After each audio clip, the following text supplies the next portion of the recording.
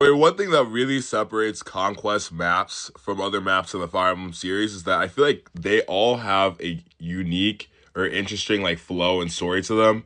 Or really listening, not all of them. Some of them are kind of just trudge your way through maps, like the Kitsune map or whatever.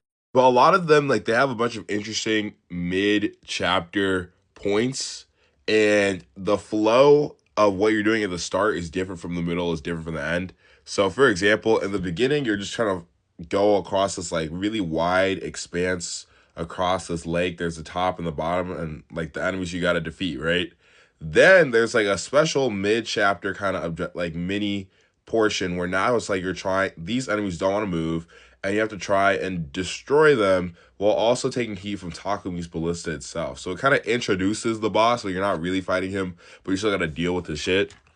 And then now you got to go back in this much narrower path and take on these enemies as you try to head up the stairs, then work your way back, and then there's the final escalation to Takumi himself. Like just so many layers of like um difference and kind of intrigue, because there's also just like the escalation of what you're doing. The paths are getting narrower and smaller, and then also um the way like you're actually elevation wise making your way up to the boss, making it feel more climactic. The Conquest Chapter 13 map is another good example, right? You're starting the top middle, but there's a river and only two bridges blocking.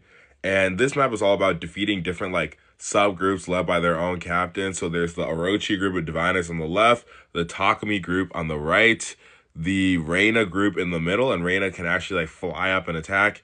And then there's I think Scarlet in the bottom left, and then there's also outlaws who are going to try and come in and visit the house, steal from the houses. So Conquest must feel like they always have like a new thing going on. I feel like in a lot of other games of the series, every map feels like you're just following a path, trudging through enemies. And if you want more of my Fire Emblem Conquest map takes, go check out the video. I just dropped like a what's it called? Long form video ranking Conquest maps on the YouTube, and follow for more Fire Emblem content.